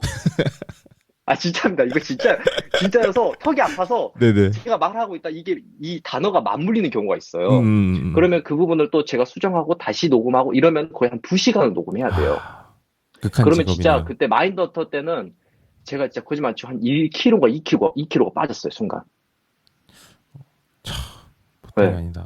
진짜 그게, 그러니까 그래서 그걸 왜 하느냐, 이 짓거리를 왜 하는가 생각하며, 당연히 인간으로서 경제적인, 우리는 땅에 발을 딛고 사는 존재이기, 발은 새가 아니잖아요, 저희는. 아, 그쵸. 맞아요. 발을 땅에 딛고 사는 존재이기 때문에, 당연히 어떤 인간으로서 경제적인 활동을 위한 수익 활동도 분명히 있지만은, 그 미친 짓거리를 굳이 왜 할까 생각하면, 음, 음, 음. 이 마인드헌터라는 작품을 나 혼자 보기 싫은 거죠. 아, 나누고 싶다. 이걸 그 나누고 열정. 싶다. 결국에는 그러니까 막 걷다가 제가 뭐 제가 시선이 뭐 종이집 봤는데 마인드헌터 봤는데 이 부분 진짜 좋았고 저도 이렇게 생각해 할 때 그 얘기를 들을 때 저는 마치 그 정치인이 된 느낌이죠. 왜요? 약간 어떻게 보면 득표를 하나 올린 거죠. 네네. 아, 이 영화를 아, 같이 보는 동지가 생겼다. 어, 유권자를 하나 그러니까 잡았다. 그쵸. 그러니까 나와 같은 이 영화를 지지하고 이 영화를 좋아하는 이 사람이 하나 더 생겼구나. 음. 거기서 오는 기쁨이라는 건, 그게 미친 짓을 하는 이유죠. 왜냐면 아니, 영상으로 봤을 때 유튜브 영상을 네. 40분까지 만들면 안 돼요, 사실. 맞아요. 너무 힘들어요. 네, 너무 너무 힘들어. 힘들고, 그러니까 네. 한 달을 고생해서 한 달을 그 영상을 만든다는 건, 마치 커피 한 잔을 만들기 위해서 한 달을 우리고 있는 거거든요. 그쵸. 맞아요. 그게 아무리 잘 팔려도 한 잔이잖아요. 아니, ROI가 안 나오는 거예요. 응. 리턴 온 그쵸, 인베스트먼이. 예, 그쵸. 예. 네, 아니, 그러니까 왜 그 미친 짓을 하고 있나? 결국에 음, 그거라고 음, 음, 음. 생각합니다. 아니, 이거는 제가 볼 때는 시선님께서 기본적으로 음. 이제 타고나신 심성이 너무 따뜻하신 게 아닌가. 이 나누고 싶어 하는 그거는 아닙니다. 마음이 네, 아닙니다. 저희 너무 가끔 따뜻하시네요. 아닙니다. 저 분리수거도 가끔 잘 못하고요. 근데 열심히 하려고 노력하고 있고요. 무단횡단도 예전에 했는데 요즘에 절대 안 합니다. 절대 안 하고. 그러니까 인간으로서 당연히 그러니까 저도 그 결핍도 많고 네. 제가 지키지 못하는 것도 많고 저는 네. 이제 그 석가모니가 아니기 때문에 그 안 되지만 영화라는 매체에 있어서는 약간 양보가 안 되더라고. 아니, 그래서 저는 음, 그 시선님이 본인을 지칭하는 영화 친구라는 단어가 신의 한 수인 것 같아요. 그렇게 친구처럼 옆에서 맞아요. 나누고 또 음, 함께하는 그런 마음 그리고 그런 자세로 음, 사람들에게 영화의 재미를 음, 알려주시는 그런 김시선님이 그 영화 친구라는 게 저는 또 너무 음. 잘 어울리는 것 같고 좋은 닉네임인 것 같네요. 저도 그 친구란 개념이 막 그런 것 같아요. 처음에 이 영화 친구를 말했을 때 제 주변에 이제 유튜브를 하는 친구들은 적극적으로 말렸어요. 왜요? 왜 소름 돋는다고. 아니, 왜냐면 이게 익숙해져서 그렇지. 네. 사실 생각을 해보시면 약간 이게 솔직히 약간 소름 돋거든요. 아, 이게 약간 우리가 닭살 솔직해지자면. 돋고 막 그런 거? 닭살 돋고 좀, 그런 거 있잖아요. 근데 저는 이제 이 친구가 왜 너무 좋았냐면, 네. 제가 저는 이제 뭐 특별히 영화에 인맥이 없어요. 음, 물론 이제 다들 뭐 비슷하죠. 근데 뭐 제가 막 저는 제 스스로 제 스승이 히치콕이라 생각하는 사람이고 네. 우리 히치콕 할아버지가 제 스승이라고 생각하고 있고 네. 딱히 저의 그 뿌리가 있지 않은 사람인데 네. 저의 뿌리가 됐던 사람들을 곰곰이 제가 오랫동안 생각해 보면 어렸을 때 저희가 영화제 가보면 저희 영화 덕후들 다 비슷하실 텐데 영화 좋아하시는 분들은 영화제 가면 그 이상한 영화라던가 뭔가 잘 익숙하지 않은 영화들을 꼭 보러 온 사람들이 똑같아요. 음, 그러니까 친해지진 않았지만 얼굴은 알아. 대충 저 음. 사람 또 왔네 뭐 이런 거 있잖아요. 근데 그런 분들이 저도 모르게 저의 그 인맥이 되고 음, 음, 어 음, 그런 분들이 저한테 일을 주고 그런 음, 분들이 저와 함께 영화를 보고 어땠냐고 물어보고 저한테 좋은 영화 시선님 오늘 이번에 시선님 이거 부천 영화에서 이 영화 봐야 돼 말면서 알려주시고 이런 저의 그 친구들 그분들의 나이도 몰라요 제가 지금도 음, 몰라요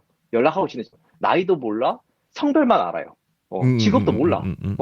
근데 어떻게 보면 진짜 영화를 좋아하는 그냥 친구로서 맺어진 관계로 그냥 계속해서 영화를 서로 공유하고 좋아하고 그걸 통해서 위로를 받고 힘을 얻고 이런 과정들을 겪고 있는 거잖아요. 그래서 나도 누군가에게 그런 친구가 되면 좋겠다. 아, 어. 너무 좋다. 그냥 그런 아주 멋진 철학이 들었는데 사실 이제 들으면 소름 돋죠. 그런 어, 마음과 그런 어떻게 네. 보면은 나누고 싶은 그런 이제 시선님과 영화로서 친구가 되고 싶은 사람들이 많기 음. 때문에 그 정말 많은 또 구독자분들도 생기시고 하는 게 아닌가 이런 생각이 드네요. 예. 아, 덕분에 너무 감사하죠, 진짜. 네. 덕분에 하루 종일 영화를 볼 수 있고, 네. 운이 좋은 사람이라고 생각하고 있습니다. 네. 네. 그리고 제가 사실 이 채널이 음, 아까도 몇 차례 언급하긴 했지만 디자이너의 생각법이라는 제 음, 시리즈로 운영을 하고 있는 영감을 주실 수 네네. 있는 분들과 주제에 관한 이야기이지만 또 제가 디자이너기도 하고 이제 네. 이러한 디자인적인 혹은 창의적인 부분에 대해서 사실 몇 가지 질문을 해보고 싶어서 사실 제가 네네. 또 여기 몇 분 스피커로 올려서 같이 공유를 하기 전에 네네. 마지막으로 몇 가지만 여쭤보고 또 이제 네네. 많은 분들이 또 질문이 시선님께 있으실 수 있을 것 같아가지고 그런 네네. 시간을 갖고자 하는데 그 시간을 갖기 전에 제가 몇 가지만 여쭤볼게요. 마지막으로. 네. 네. 그래서 사실 뭐 가장 디자이너로서 몇 가지 물어보고 싶은 것 중에 하나는 음, 그 이 영감을 주는 다양한 뭐 감독들이 있고 영화들이 있을 거잖아요.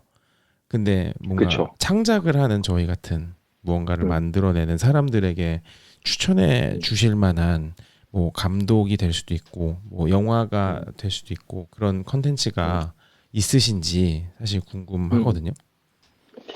그러니까 저는 이제 사실 디자이너의 생각법으로 이제 상인님이 이렇게 저한테 얘기를 같이 했으면 좋겠다 제안하셨을 때, 저는 사실 디자인을 잘 모르죠. 근데 이제 제가 생각했을 때 영화 속에는 디자인이 존재한다고 생각하거든요. 음, 음, 음. 그러니까 감독이 가장 효율적인 방식으로 또는 자기가 드러내고 싶은 메시지를 위한 욕망으로 어떤 그 구성을 하겠죠. 네네. 그게 편집이 될 수도 있고 아니면 세트를 통한 어떤 메시지를 던질 수도 있는 거고 그게 저는 전체적인 디자인이라고 저는 생각을 하고 있거든요. 네네, 맞아요. 그랬을 때 어, 어떻게 이제 어떤 장면을 던지는 게 좋을까 이렇게 음, 생각을 전 해보는데 어, 결국에는 이제 영화라는 게 한 프레임 안에 한 장면을 담을 수도 있고 아니면 어떤 이야기를 진행해 오면서 그 이야기를 응축해서 마지막 장면에 던질 수도 있는 거잖아요. 네네. 네, 그랬을 때 저는 뭐 든 생각은 약간 최근 제가 항상 이제 이 한 프레임의 어떤 구도로서 되게 아름답다라고 생각하는 장면이 하나 있어요. 네네.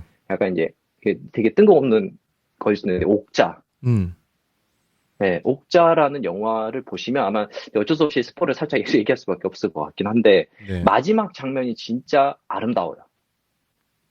이 음, 마지막 장면이 어떻게 구성이 되어 있냐면 그, 그 할아버지와 손녀가 그 마루에서 네. 앉아서 식사를 하고 있고 그 옆에 작은 돼지 귀여운 돼지 새끼 돼지가 새끼들. 예, 앉아 예. 있고 네. 예, 새끼 돼지가 앉고 그 뒤로 이제 그 뒤로 할아버지가 갑자기 고개를 들어서 우리로 치면 원근법으로 치면 가장 멀리 있는 데죠. 음, 그 창문 밖으로 돼지가 잘 있나 하고 고개를 들어요. 네. 그때 그 창문 사각 프레임 안으로 옥자가 들어옵니다. 얼굴이 음, 보여요. 음. 제 이 장면을 왜 이제 아름다운 디자인이라고 저는 생각을 했냐면, 좋아하는 장면이냐면, 어, 이 옥자라는 이야기를 잘 생각을 해보면 어떤 생명체 간의 계급이 있는 거거든요. 네네. 어, 뭐, 물고기를 돼지가 먹고, 돼지를 사람이 먹고, 음, 사람은 또 다른 자본의 힘을 가지고 있는 사람에게 먹히는 구조잖아요. 그쵸. 이 구조로 밟아가고 있는데 결국에 마지막 장면에서는 그 생명체들이 같은 동등한 그 평균 라인에서 한 네. 프레임 안에 다 들어오는 거거든요. 음, 근데 이거는 저희가 아까 지금 한국적인 그런 얘기인데 한국만이 저는 가능한 프레임이라고 저는 생각하고 있어요. 왜요? 왜냐면 어 이게 제 짧은 지식일 수도 있겠는데 혹시 밑에 계신 분들은 더 잘하시는 분도 모르겠지만 사실 우리나라에서 가축이라는 개념은 좀 같이 사는 저는 개념이라고 생각을 하고 있었거든요. 그러니까 어렸을 때 저희 할아버지 댁에도 가보면 뭔가 집 안에 동물이 살아요. 네. 예, 동물이 살고 가축이 살고 어떻게 보면 때론 뭔가 이렇게 막 잘 돌봐주고 가족처럼 대해주다가 이제 배고플 때 먹잖아요. 먹고 이런 약간 그런 어렸을 때 그런 걸 많이 봤어요. 근데 그 가축들이 그 집안에 살고 있기 때문에 한 집안에 가축이 있기 때문에 저희 할아버지 집도 어떻게 돼 있었냐면 어렸을 때 생각해 보면 할아버지 안방이 있고 그 안방 옆에 가축이 살고 있었어요. 아, 그러니까 창문을 열면 그 소가 살고 있는 게 보여요, 바로. 그러니까 어떻게 보면 같이 살고 있는데 그 같이 살고 있는 집 구조의 한국식 구조에 그 가축과 집이 사람이 같이 살고 있는 구조이기 때문에 카메라로 찍었을 때 원근법에 의해서 이렇게 가까운 구조부터 멀리까지 해서 그 한 프레임에 그걸 다 담을 수 있었던 거죠.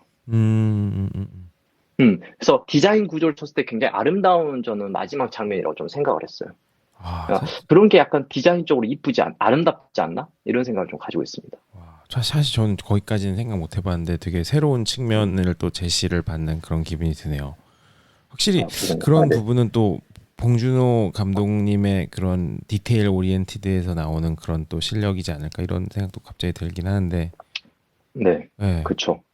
저는 그러니까 결국에는 뭐 각 디자인이 다 다르겠지만 뭐 상품을 디자인하신 분은 그 상품이 그 사람들이 소비자들이 그걸 살 수 있게끔 디자인하는 것이고, 네네.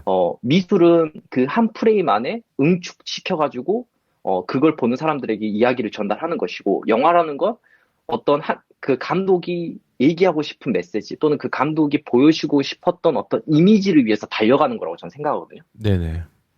네, 그래서 그렇게 봤을 때 옥자는 이제 그에 약간 어울리고, 정말 또 제가 좋아하는 것 중 하나는 이거는, 국내에서는 아직은 보기 힘든데, 조만간에 그래도 어떻게 기회로 이제 들어올 수도 저는 있다고 생각하기 때문에, 혹시 이제 메모를 해 두셨다가, 저는 이 영화를 좀 보셨으면 좋겠는데, 그 일본의 나루세 미키오 감독의 흐트러지다라는 작품이 있습니다. 흐트러지다요? 네, 흐트러지다라는 작품이 있는데, 네네. 이야기 구조는 되게 간단해요. 전쟁 이후에, 남편이 전쟁으로 죽고, 이제 그 시댁이죠. 시댁에서 이제 며느리가, 어떻게 보면 과부가 된 상태에서, 그 집안을 일으키는데, 그 남편의 동생, 그러니까 남동생이 어떻게 보면은 형수님을 좋아하죠. 그래서 근데 이 형수님은 그거를 받아들이지 못하죠, 당연히. 받아들이지 못하는데, 둘이 오묘한 사이로 계속 보내다가 받아들이지 못하다가, 마지막에, 이 남동생이 어떻게 하다 보니까 이제 죽게 됩니다. 그래서 이 형수인 이 여성 주인공이, 어, 이때까지 억눌러 왔어요. 왜냐하면 전통적인 가족 개념에서는 그게 되면 안 되는 거잖아요. 그쵸. 그러니까 그 감정을 억누르다가 마지막에 폭발을 해요. 음. 폭발하면서 이 여성이 막 달려가면서 얼굴이 막 클로즈업 되기 시작합니다. 네네. 얼굴이 강하게 클로즈업 되다가 갑자기 영화가 뚝 끝나버려요. 이제 이 영화를 왜 굳이 이렇게 설명까지 드리면서 말씀드리냐면, 이 영화는 이제 죽음에 대한 이야기를 하고 있는데, 네. 이 영화에서 죽음을 어떻게 시각화시킬까에 대한 고민을 한 영화거든요. 그러니까 영화에서 죽음이란 게 뭘까라고 생각해 보면, 영화의 엔딩에서 어떤 그 사람의 감정이 완전히 소멸돼 버리는 거죠. 그래서 이 여성이 이때까지 억눌렀던 감정을 폭발시키면서, 근데 상대는 이미 죽어버렸잖아요. 그러니까 완전히 허망한 얼굴로 클로즈업에 잡힌 상태에서 영화가 엔드가 끝나버립니다. 그러니까 뭔가 생각할 영화에서 여지를 주는 건가요? 네, 완전히 영화에서 죽음이라는 걸로 딱 끝내버리는 거죠. 네, 그런 그런 디자인, 그 이야기의 디자인이 이루어진 영화인데, 그래서 그런 것도 나중에 한번 보시면 되게 재밌으실 것 같아요. 그 방금 말씀하신 부분이 살짝 또 약간 대조적으로 스쳐 지나가는 그런 영화가 하나 생각이 나는 게 미나리 있잖아요. 네네. 이걸 또 얘기하면 또 스포가 되겠지만, 마지막 장면 미나리가 어떻게 보면은 뭐 얘기하자면 죽음을 조금 어떻게 보면은 은유적으로 다루고 있는 부분도 있잖아요, 마지막에. 네네. 그래서 그런 것도 갑자기 스쳐 지나가네요. 뭐 디테일하게는 얘기하지 않도록 하겠습니다. 네. 안 보신 분들도 많아요. 뭐 전반적인, 그래서 영화의 저는 이제 디자인이라고 생각했을 때 그 어떤 감독의 메시지를 움직임 또는 어떤 한 장면에서 이렇게 확 드러낼 수 있는 그런 디자인들을 한 영화가 이렇게 두 편이 크게 생각이 났습니다. 네. 너무 좋네요. 너무 좋네요. 사실 뭐 저희가 지금 거의 벌써 1시간 10분 정도 시선님과 이야기를 하다가 시간이 지나갔는데, 저는 여전히 뭐 물어보고 싶은 것도 많고 듣고 싶은 얘기도 너무 많은데, 너무 제가 시선님을 독점을 하면은 또 이제 리스너분들이 또 저한테 서운해하실 것 같아서, 지금부터 제가 혹시 한번 손을 들어셔가지고 한 분씩 질문이 계신 분이 계시다면 올려가지고 시선님께 질문을 하는 시간을 가져보고 싶은데 어떠세요, 시선님? 괜찮으신가요? 저는 뭐 괜찮습니다. 네네. 그러면은 제가 지금 이 손 드실 수 있는 기능을 지금부터 10개요. 앞으로 한 25분 정도 진행을 한번 해보도록 하면 좋을 것 같은데 제가 한 번에 한 분씩 네, 올려드리도록 하겠습니다. 순서대로. 그리고 혹시 이제 질문이 없으시다면은 저희 둘이 계속 예, 제 욕심을 아, 네네. 채우면서 예, 이야기를 한번 해나가면 좋을 것 같습니다. 네. 네. 아직 뭐 편하게 예, 질문 있으신 분들은 음, 질문해 주시면 좋을 것 같고요. 저가 사실 뭐 이제 기다리는 동안 질문을 계속 더 하자면은 저는 사실 개인적으로 이제 디자이너로서 제일 음. 좋아하는 감독이 한 명 있긴 있어요. 아, 그러니까 막 네. 제 욕심으로 그러니까 궁금한 부분을 여쭤보자면 크리스토퍼 놀란 감독 있잖아요. 아, 네네. 사실 그 아까 말씀하신 것처럼 뭐 장면의 구성부터 그런 세트 뭐 음, 이런 측면에서 크리스토퍼 놀란 감독의 그런 여러 가지 음, 이 감독의 능력이라고 해야 되나? 그런 부분이 너무 네. 저는 항상 멋있게 다가오거든요. 혹시 시선님은 당연히 음. 좋아하시겠죠? 네네. 네, 뭐, 미친 사람 좋아하거든요. 영화에 미친 분이잖아요, 이분이. 맞아요, 맞아요. 이분처럼 영화에 약간 미친 사람 좀 보기 힘들죠. 저 예전에 막 히치콕 감독, 뭐, 스탠리 큐브리, 오즈웨스, 뭐, 거의 그런 계보를 잇고 있는 감독 중에 하나로 저는 이제 생각해서 약간 미친 감독이죠. 네. 좋아합니다. 맞아요, 맞아요.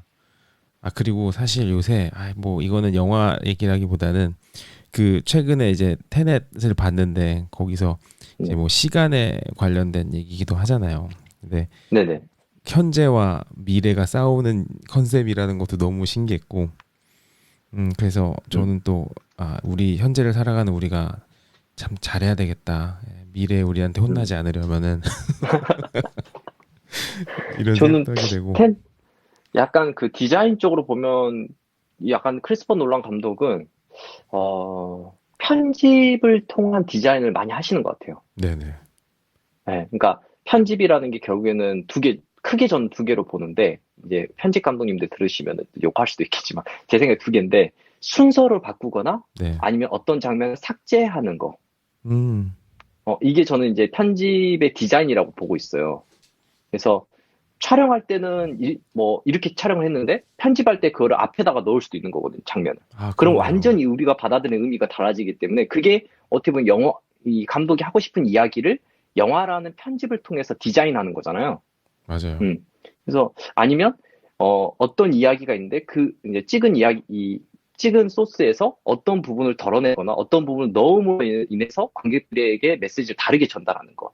이 두 음, 가지 방법으로 전 편집에서 디자인을 찾아볼 수 있는데 크리스토퍼 놀란 감독은 메멘토 때도 그랬지만 어떤 이야기의 순서를 바꾸거나 이런 식을 통해서 자기가 전달하고 싶은 메시지를 전달하는 것 같아요. 근데 음, 이제 테넷 같은 경우는 이 사람 뭔가 이제 물리학과 시간 뭐 이런 개념을 항상 이제 주구장창 그것만 파고 있기 때문에 이제 나중에 물리학 박사 하실 것 같아. 내가 볼때 맞아요, 맞아요, 물리학 박사로 이제 나중에 이제 교수님이 되실 것 같은데 맞아요. 이, 이 감독님이 시간에서 영화의 편집, 영화의 기술은 어떻게 뽑아낼까를 고민해 봤을 것 같아요. 근데 이게 네네, 뭐냐고 생각해 보면 그 시간을 통제할 수 있는 건, 딱 존재가 하나밖에 없어요. 네네, 신밖에 없죠. 맞아요.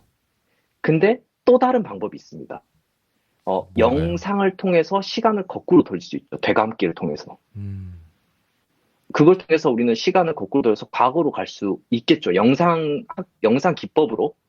근데 이 테넷에 보면은 뭐 인비전이네 뭐 어쩌고네 막 어려운 영화가 나오는데 네, 이걸 영상적으로 그냥 생각해보면 되감기라는 거예요. 음, 음, 음, 음, 음.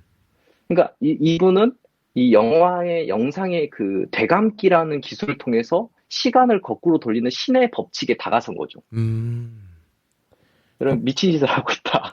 약간 저는 이제 약간 그렇게 생각을 했어요. 그래서 이 감독님이 이제 좀 갈 때까지 갔구나. 좋은 의미든 나쁜 의미든 간에. 그래서 굉장히 그 영화적인 그 기법, 편집이라든지 이런 기법들을 통해서 전하고 싶은 어떤 시간에 대한 철학을 전달하고 있는 사람 같아요. 음, 네. 맞는 말씀인 것 같아요. 참고로 제가 그 유진님께서 손을 들어주셔가지고 제가 애드를 해드리려고 계속 버튼을 누르고 있는데 그 참 크라가 갈 길이 머네요. 애드가 안 돼서 아, 혹시라도 들고 계시면 제가 계속 애드를 해드리려고 노력을 하도록 하겠습니다. 죄송합니다. 음, 네. 그래서 확실히 음, 그 그러니까 신 놀이를 한다고 하죠. 그런 부분도 분명히 있는 것 네, 같고.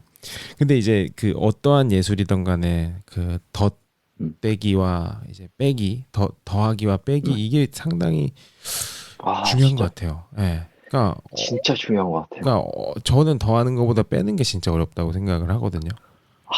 더하는 저도요. 거는 사실 쉬워요. 그러니까 계속 더하면 네, 무한정으로 더할 수도 있어요. 뭐든지. 근데 네. 뺀다라는 거는 진짜 고민을 많이 해야 되는 작업이기 때문에 참 그런 측면에서 편집이 진짜 쉽지 않지 않나. 네. 네. 진짜 쉽지 않아. 저도 이제 감독님들 작품이 이제 세상에 나오기 전에 이제 편집실에서 이제 가끔 가서 이제 좀 제 작은 어 음, 제 작은 시선을 좀 전달 드리고 도움을 드리는 과정을 겪는데 그때 대부분의 하는 일들은 그냥 결국에는 이 장면을 날릴까 말까예요. 아, 그러니까 그 1초, 2초, 0점 너무 잘 아시겠지만 그러니까 디자인을 치면 어떤 동그라미 하나, 어떤 동그라미 세모 하나를 빼냐 안 빼냐. 네네네. 영화로 치면 그 0.1초 그 부분을 빼냐 안 빼냐. 음, 음, 음, 어, 음. 저는 그게 결국에는 그냥 그거를 몇 시간 동안 그냥 하고 있거든요. 거기서 그냥. 어, 이거를 빼면 완전 느낌이 달라지니까. 네. 그쵸. 그래서 결국에는 근데 감독님들 입장에서는 그게 어려운 거예요. 왜냐하면 감독님 입장에서 그 장면에 이유가 있어, 다. 맞아요. 이유가 없는 장면이 없어. 다 뭔가 이유가 있고, 그 1초, 2초에도 여기선 이유도로 넣었는데라는 다 이유가 있는데, 그것을 뺀다고 했을 때는 되게 어려운 부분이잖아요. 맞아요, 음. 맞아요. 그래서 다 어려워. 그러니까 예를 들어서 최근에 이송 감독님이랑 세자매에 대해서 얘기를 했었는데, 그때 예전에도 얘기할 때 그 문소리 배우가 이럴 거면 왜 찍었냐고 뭐 그런 약간 농담식으로 얘기할 정도로 찍긴 찍었지만 영화에서 어떤 것을 많이 잘 덜어내는 거. 이게 정말 어려운 과정이 아닌가. 뭐 어떻게 보면 그게 또 디자인인 것 같습니다. 네. 맞아요, 맞아요. 그리고 사실 이런 부분도 있는 것 같아요. 그 더하거나 빼기의 과정에 있어서 저희 어떻게 보면 이제 제가 특히 디자인 에이전시에서 근무할 때 클라이언트의 존재가 분명히 있잖아요. 근데 그분들과의 얘기 네. 중에 사실 이제 뭐 모든 클라이언트가 그러지 않고 정말 좋은 클라이언트 분들, 디자인 프로세스와 디자인에 대해서 이해도가 높으신 클라이언트 분들도 정말 많으세요. 근데 종종 음, 무작정 이것저것 다 스크린에 무조건 넣어야 된다라고 하시는 분들도 계시고 아니면은 그쵸. 여기에 로고 한 10배쯤 키워서 로고를 음. 넣어달라라는 그 Make the Logo Bigger라는 노래까지 있어요, 미국에는. 예, 그래서 막 그런 분들도 계시고 사실 예, 아, 작업을 하다 보면 그런 부분이 쉽지 않은 것 같아요, 확실히. 그쵸. 진짜 이게 디자인 안에는 결국에는 디자인도 영화도 마찬가지지만 제가 앞에 사람이 만든 것이라 했는데 네, 그것은 다른 말로 하자면 그게 사람이 한 명이 아닐 가능성이 높다는 거죠. 그렇죠. 사람들이 만드는 거죠. 그러니까 이게 감독님 만나면 감독이 한 말이 제가 찍을 어떤 이제 특정 감독님 만나면 감독님이 하시는 말이 뭐라 하냐면 이 영화는 제 영화는 아니었어. 이렇게 말하는 경우가 있어요. 아 그러니까 진짜요? 그러니까 이거는 내 제작사 영화는 영화다, 막 이렇게. 그쵸. 그러니까 내 영화가 맞긴 예, 맞는데, 예, 그러니까 예. 약간 비중이 이 영화는 약간 제작사 영화일 경우도 있고, 이 음, 영화는 음, 배우가 거의 이제 그 배우의 영화일 수도 있고, 그러니까 음. 누구의 영화일지 사실 우리는 무조건 이제 그 감독의 영화라고만 생각을 하는데, 사실은 또 아닌 경우가 많다. 네. 네네. 그래서 그 감독이 자신이 하고 싶은 메시지를 그 수많은 사람들의 의견을 잘 조율해 가면서 만들어내는 것이 영화이기 때문에, 네네. 어떻게 보면 그것도 하나의 예술인 것 같긴 해요. 그러니까 음, 사람이 만드는 그 하나의 예술인데, 우린 단지 그냥 촬영하고, 이야기 쓰고, 촬영하고, 편집해서 나온다. 딱 음, 요것만 또 생각하는 경우가 있어서, 실제로 만나서 이렇게 얘기해보면, 다들 이제 그 뭔가 표정이 뭔가 이렇게 슬퍼. 그래서 맞아요, 맞아요. 그러니까 더 좋은 그러니까 감독님 입장에서 근데 이제 반대로 또 그러한 다른 사람들의 조언이 있었기에 또 작품이 오히려 더 좋은 경우가 또 많이 있고 그래서 어느 게 맞아요. 옳다의 문제는 아니고 그냥 좀 더 누가 비중을 가지고 가는 작품이었냐 뭐 이런 것 같아요. 네, 맞아요. 사실 이 모든 게 밸런스 싸움인 것 같고, 그러니까 네, 어디에 방점을 찍을지, 어떤 부분에서 밸런스를 맞출지를 감독이 또 결정을 하는 입장이잖아요. 그래서 네, 감독이 얼마만큼 그 되게 합리적인 피드백을 받아들일 것이냐 아니면 음, 비합리적인 요구를 걷어낼 것이냐 이런 거를 참 음, 잘 조율을 하는 게 사실 디자인 쪽도 마찬가지인 부분도 있거든요. 일을 하다 보면. 네, 그래서 아마 영화 쪽도 비슷하지 않나 음, 이런 생각이 좀 듭니다. 저는 네네. 개인적으로 영화에 대해서 더 많은 부분을 이해하고 느끼는 법을 또 배울 수 있는 정말 좋은 시간이었던 것 같습니다. 시선님은 어떠셨어요? 저야 뭐 항상 그냥 그 영화를 입터는 걸 좋아해서